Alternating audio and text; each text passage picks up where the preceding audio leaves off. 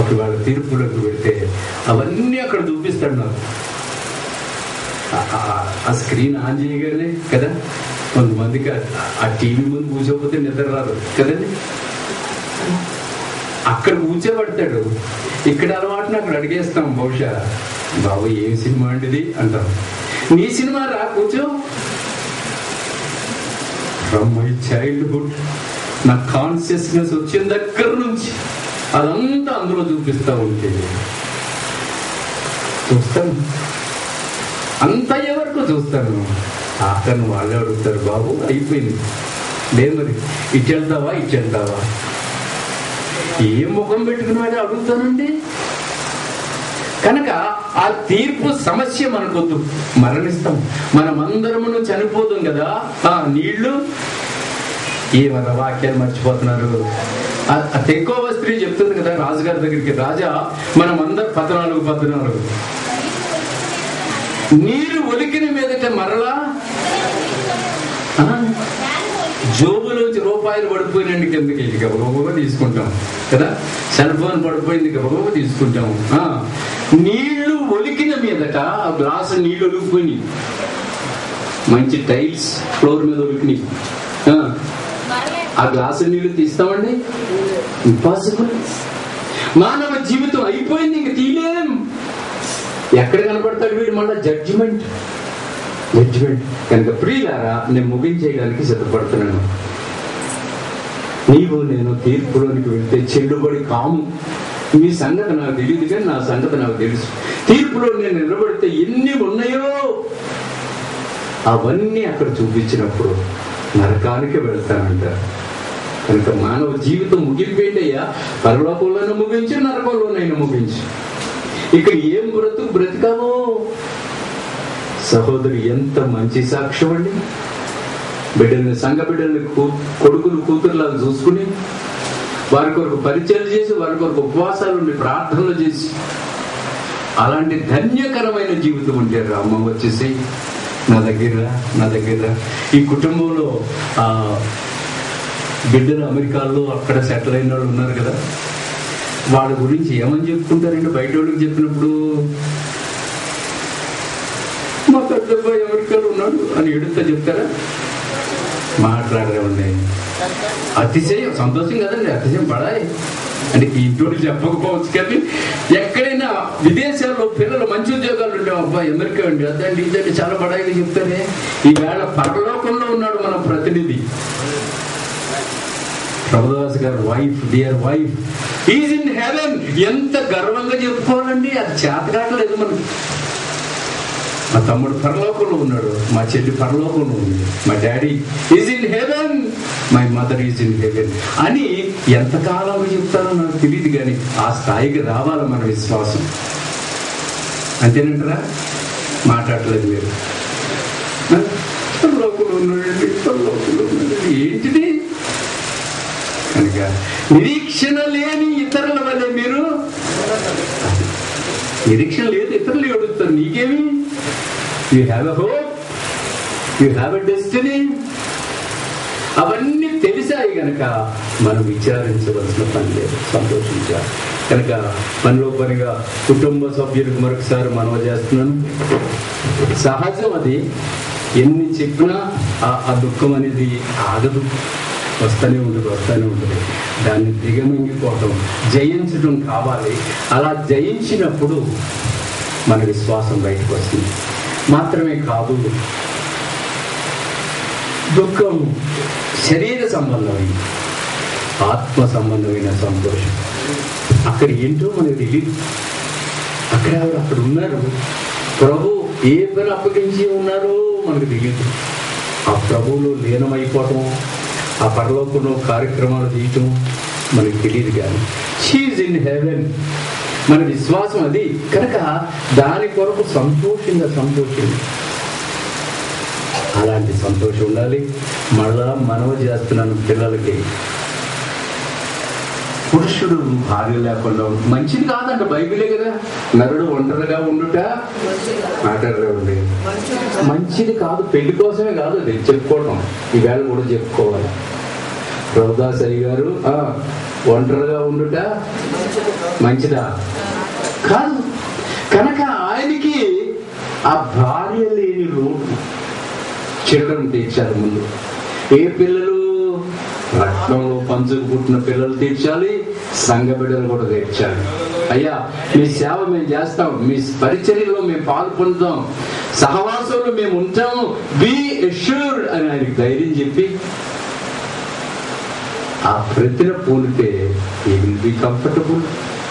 అలాగే కుమారులు కుమార్తెలు ఆదరణ పొందుతారు.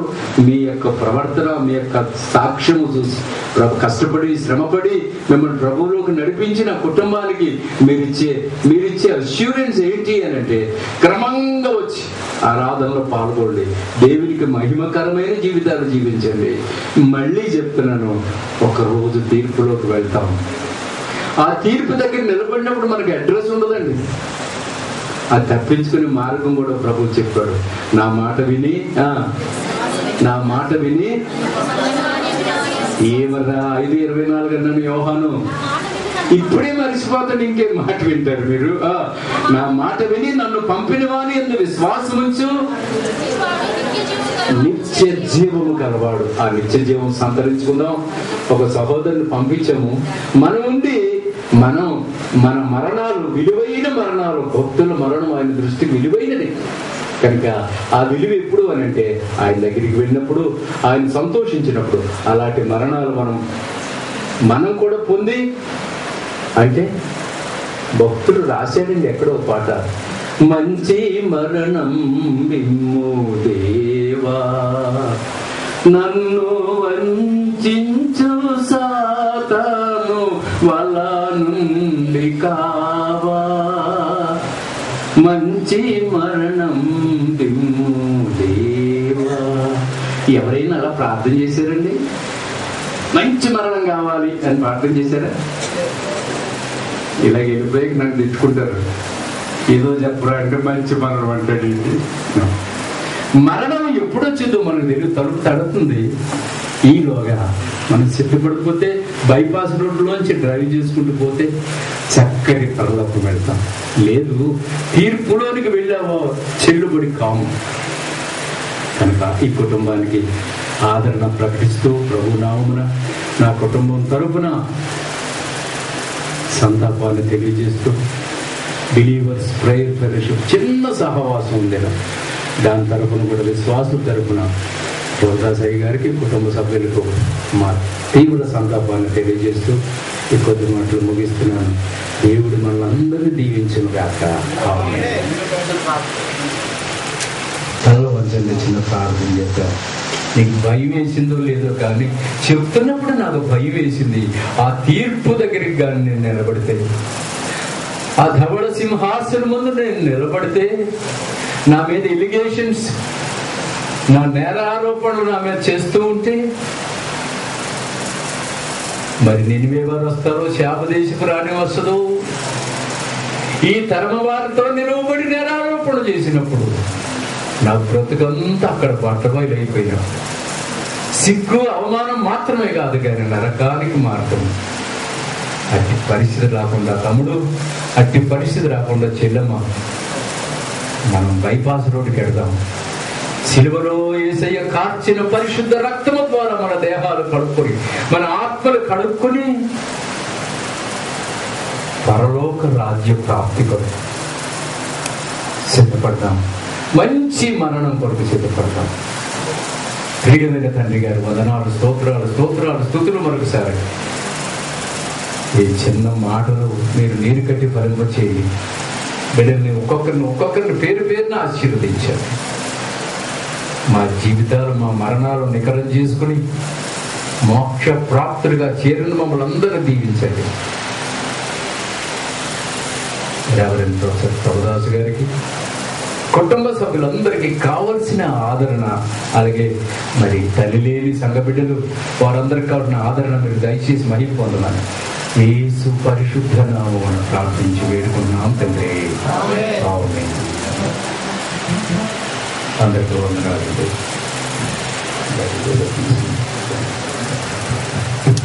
దేవునికి స్తోత్రం. హల్లెలూయా. దేవుడు పరిశుద్ధాత్మ ద్వారా చక్కని వాక్యాన్ని అందించినటువంటి మరి ఐ విశ్వాసం గారికి, మరి గల్లీ సంఘం తరఫున, మరి ముఖ్యంగా మరి ఆంధ్ర గారి కుటుంబ తరఫున, మా కుటుంబ తరఫున ప్రత్యేకంగా వందనాలు తెలియజేస్తాను. నేను ఫ్యామిలీ సెమినార్లో టీచ్ చేస్తున్నప్పుడు జనరల్గా ఒక మాట చెప్తాను, నరుడు ఒంటరిగా ఉంటా మంచిది కాదని ప్రారంభిస్తాను మెసేజ్. నరుడు ఒంటరి కాదని మంచిది కాదన్నప్పుడు మళ్ళీ మొన్న నేను అత్తగా పోయినప్పుడు అప్పుడప్పుడు నాకు ఆలోచన రాలేదు, అంకుల్ని వారు ఒంటరిగా ఎందుకు దేవుడు చేశాడు. నరుడు ఒంటరిగా ఉండటం మంచిది కాదని మళ్ళీ ఒక వ్యక్తిని, అంటే భర్త నుంచి భార్యని, భార్య నుంచి భర్తని ఎందుకు దేవుడు విడబడుతున్నాడు అని అనుకున్నప్పుడు అప్పుడు ప్రభువు చెప్పిన మాట ఏంటంటే, ఆయన ఒంటరిని ఎవరు దేవుడు స్తోత్రం చెప్పండి. హల్లెలూయా. మరి ఇద్దరు కుమారుల్ని, ఏమిటి, ఇద్దరు కోడల్ని, ఇద్దరు కూతుర్ని, ఇద్దరు అల్లుల్ని, మనవల్ని, మనవరాడుల్ని, మరి ముఖ్యంగా అనేక ఆత్మలు మీ అందరినీ ఆయన బిడ్డలకి ఇచ్చినప్పుడు ఆయన ఒంటరి ఎలా అవుతారంటే ఆ మాట ఎన్నడూ మనం అనుకోవాలి. అంకుల్ గారి విషయంలో చాలా వన్ యాంగిల్లో నేను ఆలోచించాను. 98 చాలా మంది మీరు కూడా అదే యాంగిల్ ఆలోచిస్తారు. ఏంటంటే ఈయనకి కనీసం టీ గ్లాస్ కూడా రాదు, ఏమండి, తాగిన గ్లాసు అక్కడ పెట్టడం తప్ప పెట్టడం కదండి జనరల్గా అందరికీ అదే కాన్సెప్ట్. అది అఫ్కోర్స్ అది 60% వరకు 70% కరెక్ట్ అవ్వచ్చు, కానీ మరి చివరి దినాల్లో అత్తయ్య గారికి చాలా సేవ చేశారు.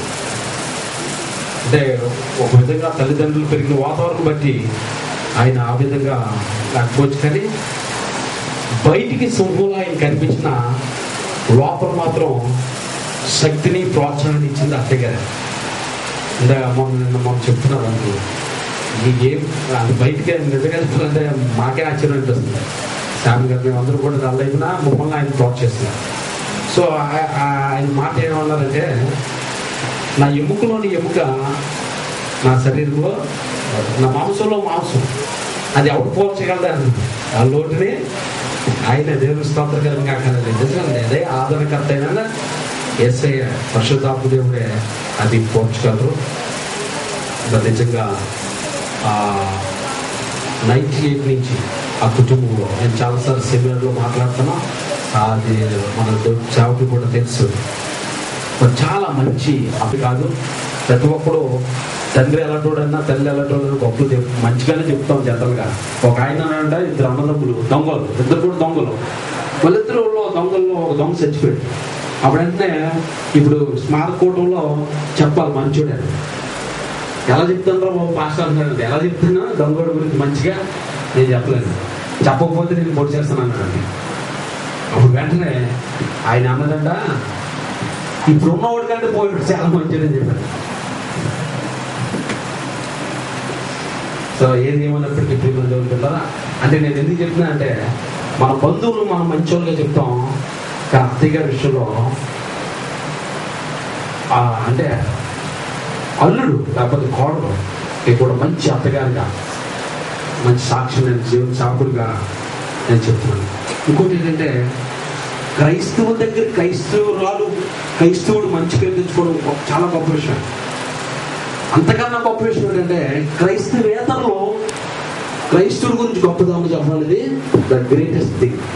అది అత్తయ్య గారు ఈ చుట్టుపక్కల నైబర్స్లో కానీ ఈ పెద్దవాళ్ళలో కానీ అనేక మందికి మంచి మరి సాక్ష్యాన్ని సంపాదించారు. లోపల ఆమె సంపాదించింది ఏమీ చూడలేకపోతున్నారు, ఎవరు ఏమీ పనికెళ్ళకపోతున్నారు, కానీ ఆమె సంపాదించింది ఏంటంటే మన హృదయాల్లో స్థానం సంపాదించారు. దేవుని స్తోత్రం కాదు, అది స్థిరమైంది అది. సో అది మనం సంపాదించుకోవాలి. మన నిజంగా అయ్యగారు చెప్పినట్లు మనం టేప్ ఆన్ చేస్తే మన గురించి అంత నెగిటివ్ ఉన్నప్పుడు కూడా ఆయన రక్తంలో మనల్ని కడిగి పరిశుద్ధంగా ఆయన పాజిటివ్ రిపోర్ట్, పాజిటివ్ స్కిల్స్ అది ఇచ్చేలాగా నా దేవుడు కృప చూపిస్తాడు. కాబట్టి మరి చెప్పాలంటే చాలా ఉన్నాయి, కానీ దేవుడు చాలా అలాంటి తల్లిని ఒక విధంగా నాకు అత్తగారు కాకుండా తల్లిగారు కూడా నేను ఆమెను భావించుకొని మరి చాలా బాబు నాకు నిజంగా చాలా ఆనందం. 35 సంవత్సరాలు 40 సంవత్సరాల జీవితం నేను అరకు వెళ్ళాను. నాకు అరకు చూపించాడు. అంత గొప్ప పేరు అరకు, పాడేరు, ఉక్కుపేట, ఆడిగారికి. బాబు మనం ఇలా వెళ్ళిపోదాం అరకు నుంచి అంటే పాడేరు బోర్డు ఉందంటారు ఆయన. ఉందా నేను చూసాను పాడేరు వెళ్తాం ఎట్టి వెళ్దంటే అది పాడేరు కదండి, అది పాడైపోయిన ఊరు కదండి. ఏదో మాయ చేసి అంటే అత్తయ్య గారికి ఎలాగైనా పాడేరు చూపించాలని ఆ ఉక్కుపేట ప్రాంతం చూపించాలి. అన్నీ చూపించి మరి తాటిపూడి రిజర్వాయరు ఇలాగ ఈవెన్ ఇంకేంటంటే ఆ యొక్క యాదాద్రి పార్క్ ఇక్కడే అన్ని వండుకొని ఆవిడ ఏంటంటే ఎక్కడికైనా వెళ్దామంటే ఎంతో సంతోషం. ఆ యొక్క అలాగే వెళ్ళినప్పుడు నిజంగా చక్కగా ఉంది. చాలా మరి అన్ని విధాలుగా ఏదన్నప్పటికీ ప్రసంగికంగా నిజంగా మనకు నిరీక్షణ దేవుడు ఇచ్చాడు. అయితే మరి మన శరీర సంబంధం కాబట్టి కొంచెం తక్కువ ఉంటుంది. దేవుడు అది తొలగిస్తాడు.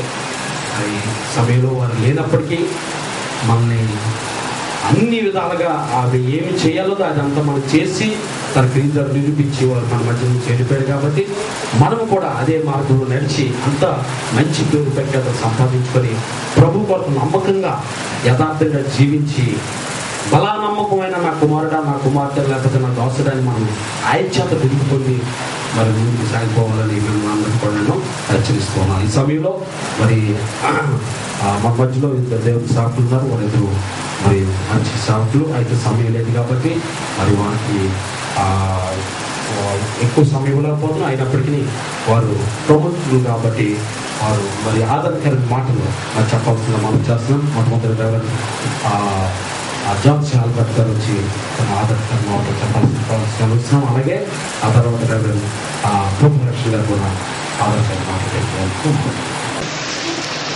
సమయం వచ్చిన అధ్యక్షుడికి చేస్తున్నాను. ముఖ్యంగా మన ప్రియులు దేవుడి సేవకులు ప్రభుదాస్ గారు, వారితో నాకు అంత అనుభవం లేదు. అయితే మరి సిస్టర్ గారు కూడా సమాధానం గారు, వారిని మొట్టమొదటి ప్రభుదాస్ గారిని చూడడం 98లో నేను వారి ఇంటికి వచ్చాను. నేను కనెక్షన్ ఏంటంటే వాళ్ళ అల్లుడు గారు సత్యానందం గారు కాకముందు కుర్రోళ్ళు వారు చూశారు. వాళ్ళ పెద్ద అమ్మాయికి మాట్లాడారు. ఆ వివాహం యొక్క ఫిక్సింగ్ కొరకు నాకు ఫోన్ చేసి పిలిపించినప్పుడు నేను వాళ్ళ ఇంటికి రావడం అదే మొట్టమొదటిసారి మన పిల్లవాడి సిస్టర్ సమాధానం గారిని చూడడం. చాలా విషయాలు దేవుని వాక్యమే స్థిరమైంది. ఇక దానికి మినహాయింపు ఏది కూడా లేదు. దేవుని మాటలను స్థిరపరుస్తున్నాను, సందేశాన్ని స్థిరపరుస్తున్నాను. అయితే మన ఆత్మలు లేకపోతే మన రక్త సంబంధులు ఈ లోకాన్ని విడిచిపెట్టి వెళ్ళిపోవడం అది చాలా దుఃఖకరమైంది, వేదనకరమైంది. దానికి సబ్స్టిట్యూట్ ఏది కూడా లేదు. కానీ ప్రభు ఒక మాట చెప్పారు, నేను మిమ్మల్ని అనాథలుగా విడిచిపెట్టను. You are not orphans, I'm not orphan, we're not orphans. చాలా మంది ఆర్ఫన్స్ అంటారు. వీఆర్ నాట్ ఆర్ఫన్స్, మనం అనాథులు కావు. సత్యానందంగా చెప్పినట్టు, దేవుని వాక్యం చెప్పినట్టుగా మరి మీరే ప్రభుదాస్ గారు అంటారు కాదు. ఇప్పుడు మనందరం ఉన్నాం, సంఘం ఉంది, కుమారులు కుమార్తెలు పోరాడు అందరూ ఉన్నారు. అయితే ప్రియులారా, సమాధానం గారు సిస్టర్ గారు ఒక మాట చెప్పారు. నేను మాట్లాడుతున్నప్పుడు ఆ వివాహ విషయంలో వచ్చాను, నేను మాట్లాడాను. ఎందుకంటే is our church member. Satyanandam నా ఆత్మీయ కుమారుడు. మన కబురు పెట్టినప్పుడు నేను వచ్చాను. మాట్లాడిన తర్వాత అంటే జస్ట్ ఓవర్గా మాట్లాడిన తర్వాత ఒక మాట అన్నారు సిస్టర్ గారు, పాస్టర్ గారు మీరు ఏం చేస్తారో తెలీదు, నాకు దేవుడు ఆ కుర్రోడిని నాకు చూపించాడు దర్శనంలో, కాబట్టి మరి దేవుడు ఇది చేస్తాడని నేను నమ్ముతున్నాను. దేవుడు నాకు చూపించేసాడు ఆ కుర్రోడిని. కాబట్టి మీరే దీనిని వారి యొక్క తల్లిదండ్రులతో మాట్లాడి, అబ్బాయితో మాట్లాడి ఏం చేస్తారో చేయండి. మీరు ప్రభు నాకు చూపించాడు. నేను ఆ మాట విన్నప్పుడు what a great faith, what a great women. అంటే women of faith, women of visions, దర్శనం కలిగినటువంటి ఒక స్త్రీ, దర్శనం కలిగిన ఒక తల్లి